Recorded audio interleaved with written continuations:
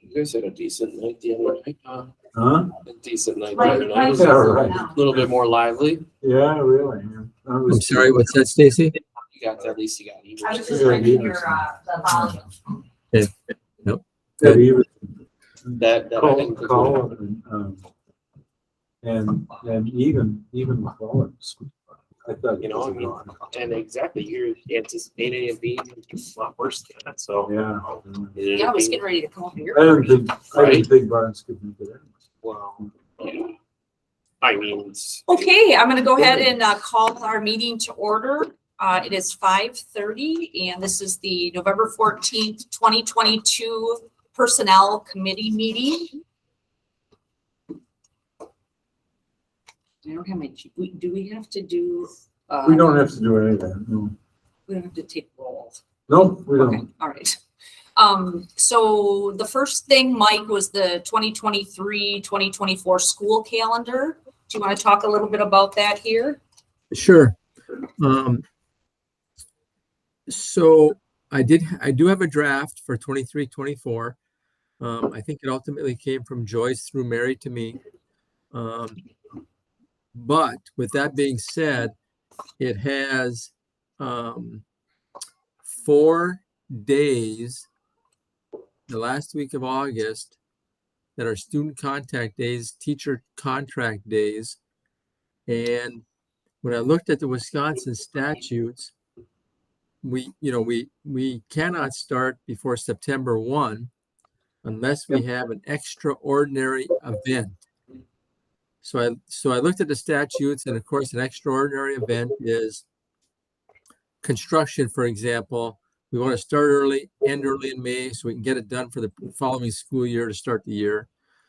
Of course, another example is natural disasters, hurricanes, tornadoes, etc. And of course, another one would be the natural things such as things such as the pandemic.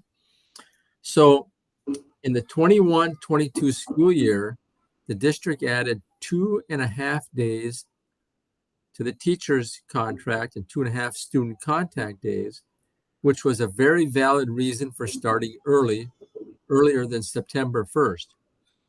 And of course, the district applied for the waiver, was granted the waiver.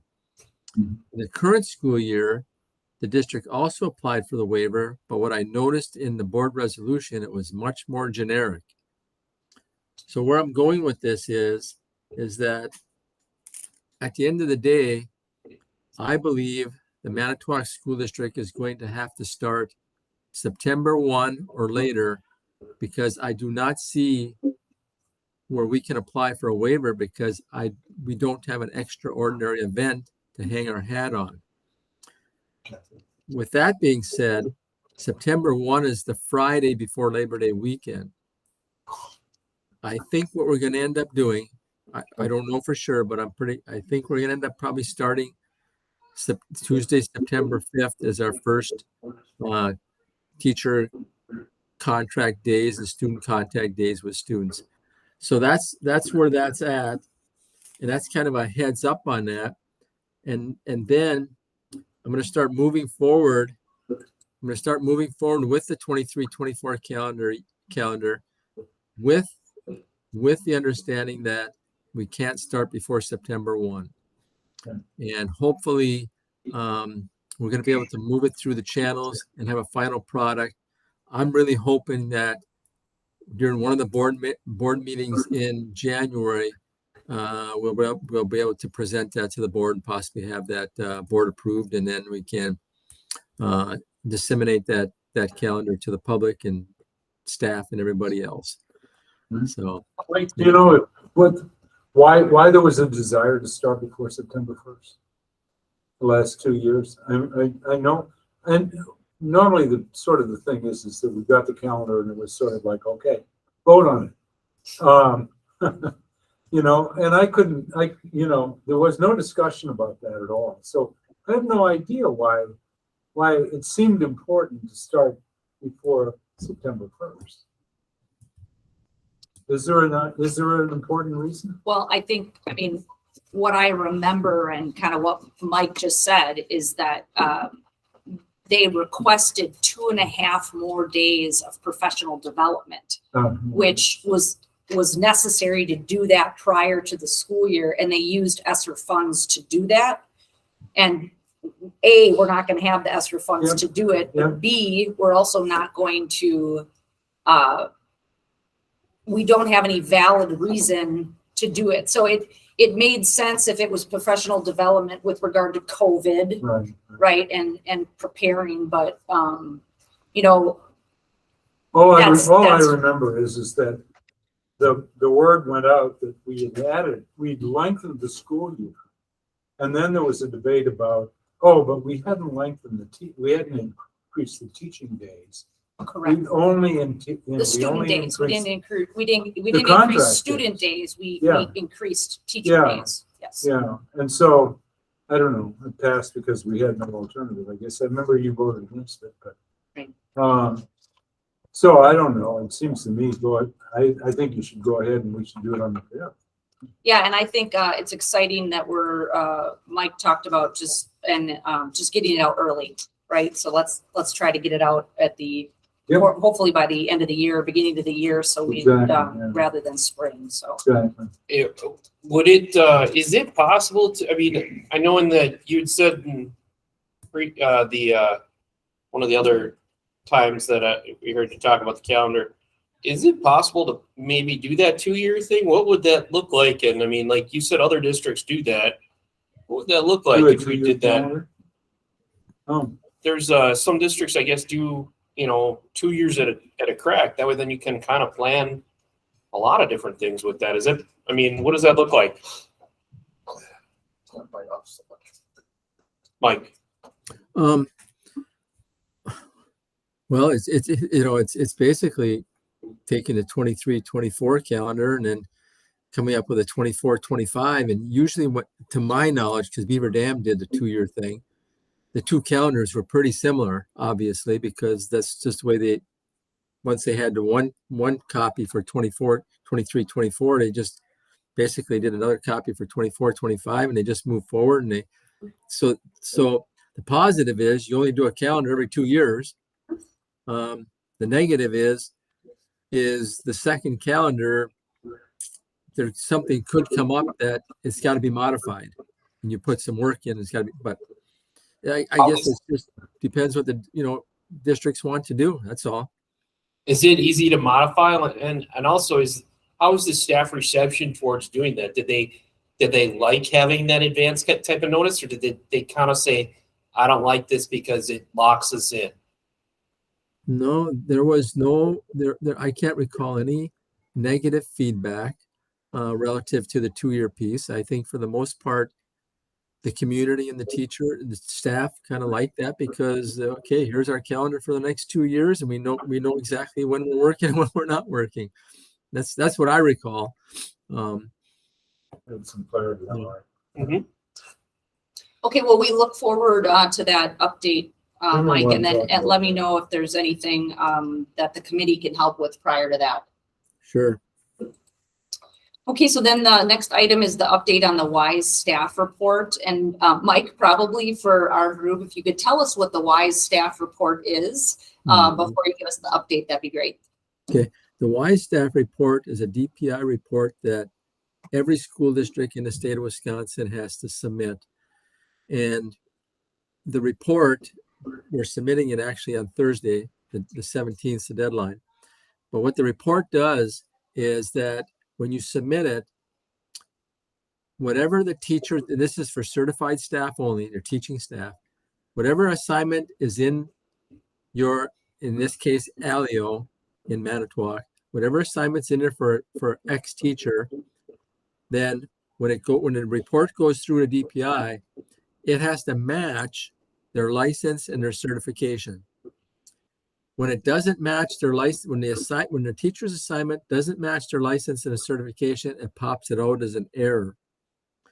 And we will probably end up getting, I'm just guessing, for a district the size of Manitowoc, I'm going to guess we're going to probably have 20 to 30 errors. And then what we have to do from there is clean up the errors. And there's a variety of reasons why things happen. Sometimes we don't have the assignment in correctly. Sometimes you don't have the grade level incorrectly. Sometimes they moved grade levels or they moved assignments, and nobody thought about their license, and it just slipped through the cracks. So there's just a variety of things. But the bottom line is, we have, like, if I remember correctly, to the middle of February to clean them all up, get them all corrected, make sure everybody's assignment matches and they're all licensed, and we go forward. So I just kind of wanted to bring that to your attention, that that's coming up. That's going in on Thursday. Don't we have people that are kind of conditionally teaching on that don't have a valid license or a correct license, and they'll all come out as errors, right? Sorry, Carrie. Well, I think we hired late, and we hired frantically, and I think there were a number of people that were hired who don't have quite the right license. Yeah, the people that are on a license with stipulations, will those come up as errors, Mike? No, they will not. So everybody must have a valid license, and their certifications must match their assignment. So if we're talking about the 1-year license with stipulations or the 3-year license with stipulations, those people that's a valid license. They have a valid license to teach what they're doing.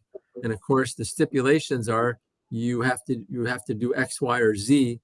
And at the end of the year, if you have not done X, Y, or Z, then we as a school district cannot endorse you for the following year, and therefore you would not be employed with us, obviously. That sort of thing. But I think we have about 36 people that are on such licenses with stipulations right now, and most of them should be able to get their, I'll call it their regular license at the end of this school year.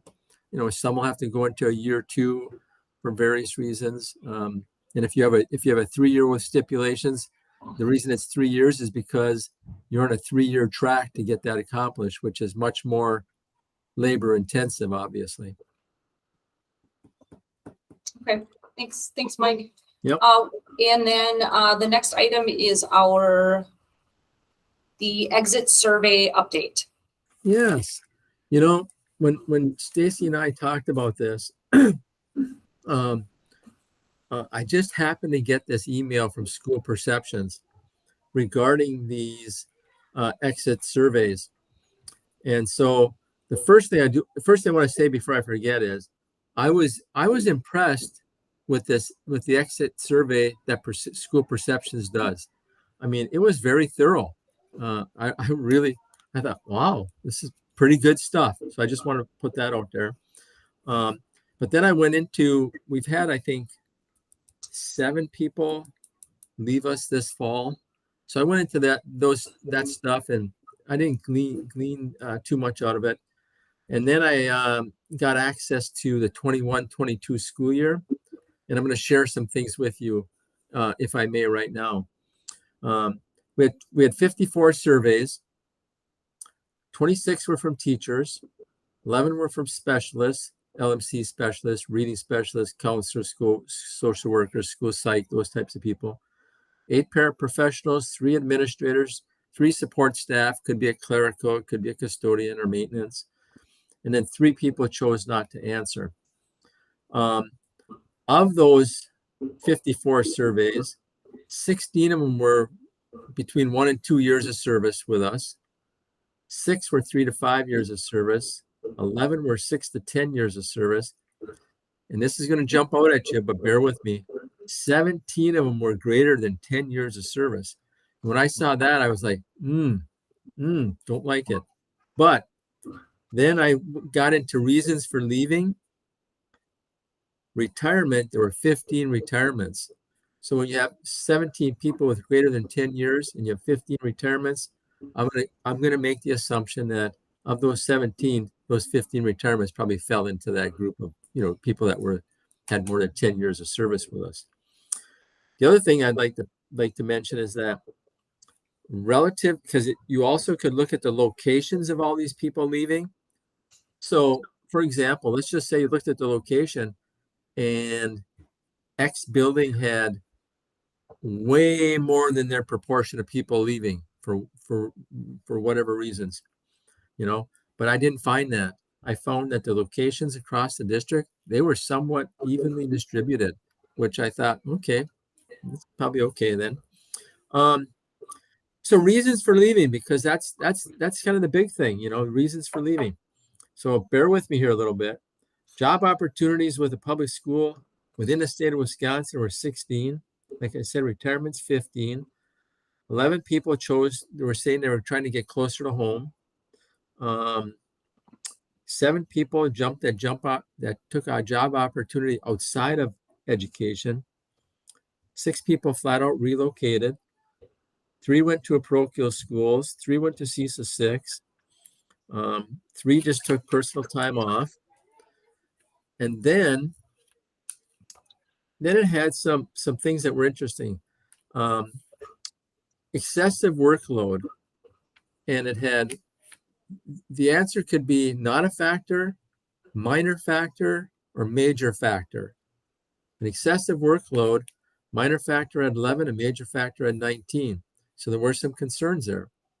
Health concerns, not a factor at all. Lack of growth within the district, not a factor at all. Lack of support from administration, not a factor, was 17, minor factor 12, major factor 18. So basically it was kind of a, yes, there are some issues maybe there. Right. Lack of support from colleagues, it had the same kind of numbers. Not a factor 33, minor factor 13, not a factor 19. Then lack of support from the school board. It was basically all of these lack of supports were pretty consistent with, for example, not a factor 19, minor factor 12, and major factor 13. So, you know, it was kind of spread out in there, but I think one would have to take away that, you know, lack of support from administration, colleagues, and school board. I think one would have to take away that it is a little bit of a factor, whatever, you know. I'm not sure exactly what it meant, but it was a factor. Relationship with your immediate supervisor, not a factor. Poor school culture, once again, not a factor, was 21, minor 15, major factor 13. So there's some issues with the school culture that fell into place. Here's another one. Need for a better work-life balance, not a factor 19, but minor factor 10, major factor 21. So there were people that left us that the work-life balance wasn't a fit for them. And then the last thing I want to share here, I think it's the last thing, yep, is that one of the questions was, would you recommend Madison Public School District as a place of employment? 20 people said unlikely, 11 were neutral, and 18 said, yes, I would recommend Manitowoc Public School District as a place of employment. But, you know, 20 is a pretty high number.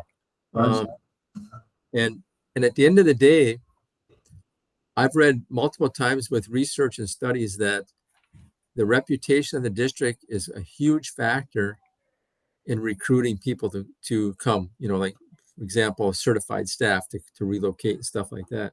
So it's important that when people leave us, they leave us at least neutral and not unlikely to say, you know, to recommend the district, you know what I mean? Yeah. So that's what I kind of came away from relative to the exit survey. We haven't looked at any trends, have we? Like, how much is that? How much of those things that clearly are somewhat of a factor, whether they've gotten worse or whether they've gotten better. I would guess that, geez, 20 saying wouldn't recommend the Manitowoc Public School System. The people are looking for work. I would think that's probably a pretty much of an increase. We could, I mean, one of the suggestions that we could do is to maybe have Mike look at some comparative data over the last last couple years. Maybe you and I could work on maybe something like that, just to see where we're falling. One question I had, Mike, is, you know, we know school districts all over Wisconsin, all over the United States, are seeing retention issues. Do you see the similar two things? One, could you tell us what the top 3 reasons were on our survey about why people left? Top 3 reasons.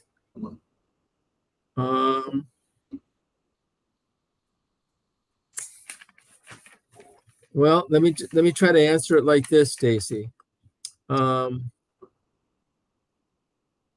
Need for a better work-life balance, I think probably was one. Like I said, lack of support from colleagues, school board and administration probably was one. Well,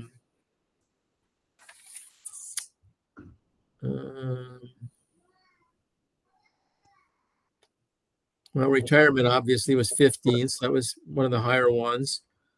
You said workload was one. And, the other one was job opportunities within the state of Wisconsin and public education, 16. And 11 people chose to be closer to home. So I don't know if I could just pick up 3 and say, here it is. You know what I mean? Sure. Yeah, lack of support in all those categories is clearly a flag. And what about, would you say that our data was comparable to what is going on across the state in the United States, or we don't know that? I guess I would have to answer as far as Manitowoc. I don't know that because I haven't been around enough. If I'd been there the last 5 years, I think I'd have much better pulse on that, or even 2 or 3 years. I'd have a much better pulse on that. But not knowing, when people say lack of support, I get what that means, but we don't have a lot of detail on that. You know what I mean? Right. To know, okay, if I had more detail on that, I might be able to address it in some form or fashion. I know Mary, I know one of the things Mary said was that the lack of support of administration is that we don't have anything that breaks down. Is it administration central office, or do they consider it their in-school principal? That there's really no way to gauge, where that might be. So. Yeah.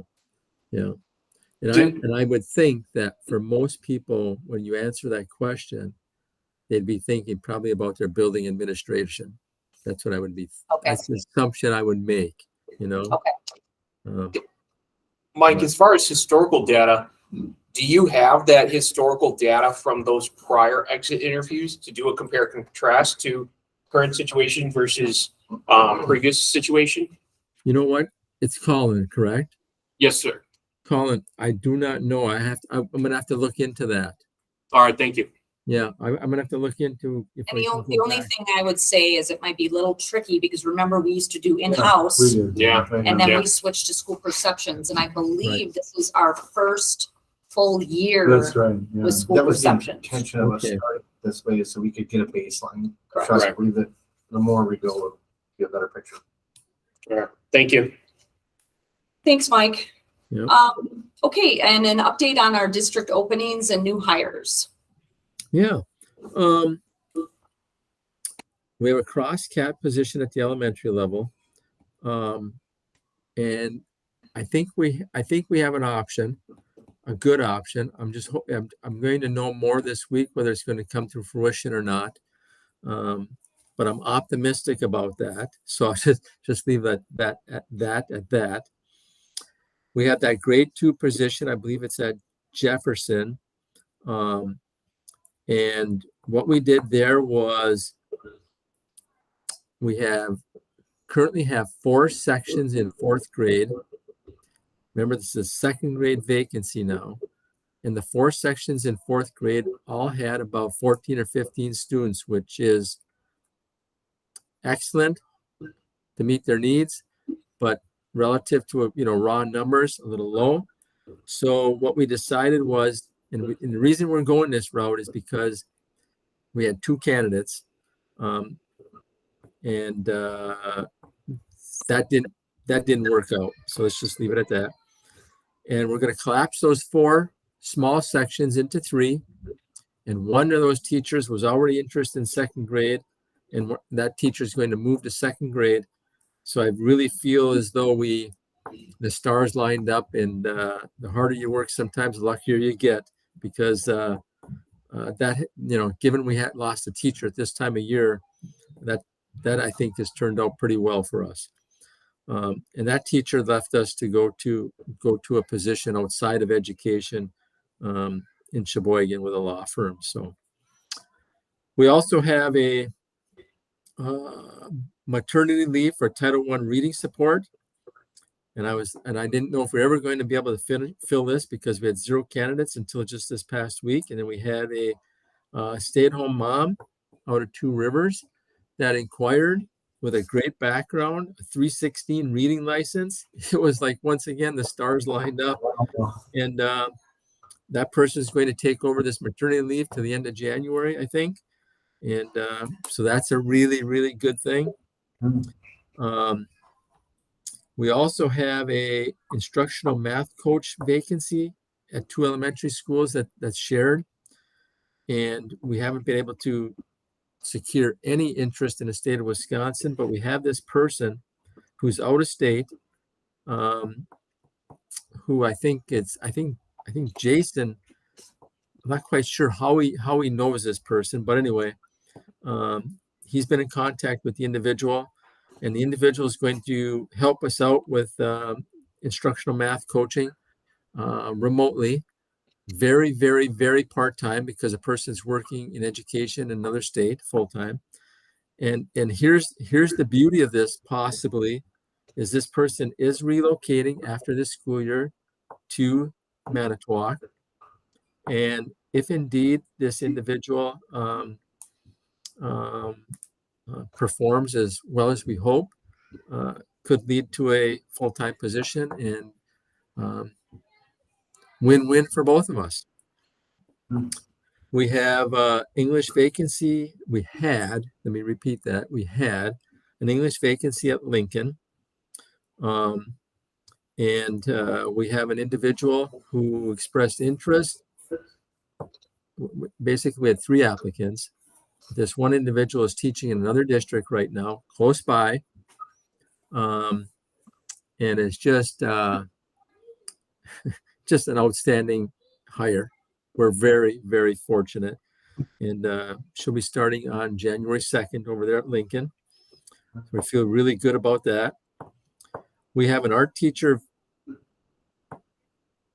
position that we have a substitute in at one of the middle schools, because the teacher's out on FMLA. And we're going to know early December where that situation is going to evolve to. And then we also have a family and consumer ed teacher vacancy at Lincoln that we're currently working on. So I think those are the positions and a little bit of information behind them all. Excellent. Lucky. Okay, thank you for that. And then the weekend background checks. Yes. This is just another information type of thing. Because this is something that I stumbled upon when I was in Oshkosh last semester. But when the principals are ready to do a hire, they will shoot an email to me and say, "Hey, here's my preferred candidate," and da-da-da-da-da. Well, when I was in Oshkosh, principal fired me that, and here's my preferred candidate. And anytime I get that, I do 2 things. I go onto Weekend and I look at their background check information. And I also go onto the DPI website for the license lookup and make sure their license and cert match up. So I go on the Weekend app and I look at their background check and I go, oh boy, wow. And I'm thinking to myself, I can't believe this principal wants to hire this person. So I call the principal up. I said, "Hey, have you looked at the background check?" And the principal said, "No." And let me bring it up. So the principal brought up the weekend app and said, "Where is it?" I said, "It's right, and I kind of right below this and right above this. It's right there." And the principal said, "I can't see it." I said, "What do you mean you can't see it?" You know, and she said, "It's not there." I said, "It's not there." And so what I learned is that our principals, when they look at the weekend apps, they cannot see the background check. The weekend's legal counsel has advised them not to give principals any access to the background check because of their fear of litigation, where they'd have 420 districts and all these administrators potentially making some mistakes about not hiring people because of their backgrounds checks and discrimination and litigation. So the long and the short is that when we get that preferred candidate, I always go on to make sure that there are no issues with the background check, because if I can catch it before we make a final and official offer, it's a lot easier if that background check is adverse to hiring them, backing out of that situation at that time, than after you make the official last offer and they accept, and then you run the background check, which we run as that national background check, the BIB, Background Investigative Bureau check, because once that pops out something negative, boy, you're in pretty deep in that hire, and it's really problematic. So I'm just wanting for information that Oh, wow. just something we stumbled on, and we're happy we did it. Wow. Nice job. It's amazing. Are there, Mike, is there other alternatives to weekend that would grant access to those principals that they might be able to use as a maybe not an official, but at least a start point? No, there really isn't. No. Okay. But the thing is, Colin, but that's why after we make an official offer of employment and they've accepted, I've already gone through the weekend, then we run the BIB, Background Investigative Bureau check, which is a national check.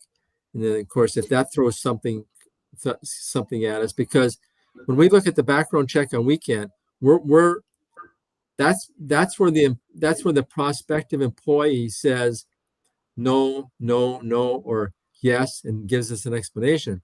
So when we run the BIP later on, if it shows something, and I go back into that weekend and they did not reveal that information, you can see where that's going to probably go, because now they misrepresented their weekend application, and now it's going to be like, I'm not going to hire them. I don't want to hire them. You know what I mean? Right. That sort of thing. So That makes sense. Thank you. yeah. Okay, the next item is the new special education paraprofessional position. Yeah.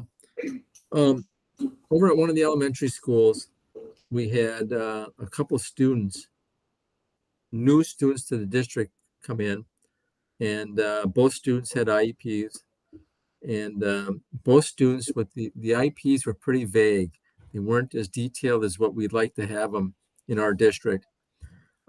So Katie Eichmann then decided that, well, instead of hiring somebody right now, let's try to put some support in, like a substitute para, put that support in there, see how these kids do.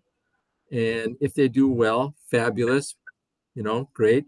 We're going to update the IEPs, et cetera. But if they need more support than what the IEP currently indicates, then we're going to have to go from there. So obviously, that's why I'm coming to you with this new special education para position, is because these two students have educational needs where they need additional support in order to meet the least restrictive environment laws and to meet the needs of the IEP. With that being said, in these situations where you have high needs transfer, when you have a high needs transfer from another district, there's, and Angela could speak more in detail to this, but I know enough just to know where to go to ask for the money. But there's this, it's called a high needs transfer waiver, which in this case, these are both high needs students. And this usually happens with special education, which allows a district to request additional support and funding to meet the needs of these high needs educational students. And to my knowledge, you make this request, and to my knowledge, it's dollar for dollar. So if indeed the para is going to cost us $30,000, that's what the high needs transfer waiver request to the state will be for $30,000. So at the end of the day, though, we need some more support. We need some more help. And I'm asking this committee to endorse the request to create this new para position at this elementary school, so that we can take it to the board next Tuesday for the full board to approve. And then we can get on with the hiring process and get that support in there. Are you entertaining a motion to get that done? I am. I'll put that motion. Is there a second? Second? Any discussion about that? Sounds necessary. Any? No. Okay, all in favor? Um, Aye. Any opposed? Okay, motion carries. Okay, that is all for our regular business. We do have to go into a closed session.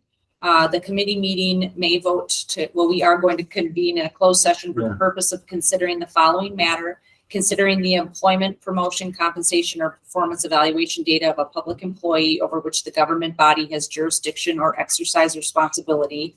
The meeting is pursuant to section 19.851 subsection C of the Wisconsin statutes. And so this will need to be a roll call vote. Harry Trask Yes. and Matthew Spalding. Yes. Okay, Stacy Selner, yes. And we're now in closed session. And if you would just mark down 6:06 that we're in closed session for. And I will stop. Get that, Mike? I'll stop our recording, Mike. 6 minutes after 6. Got it. So is that still on me? Huh? 6 minutes after 6. On me. I don't know. No, this is something else. Stacy, this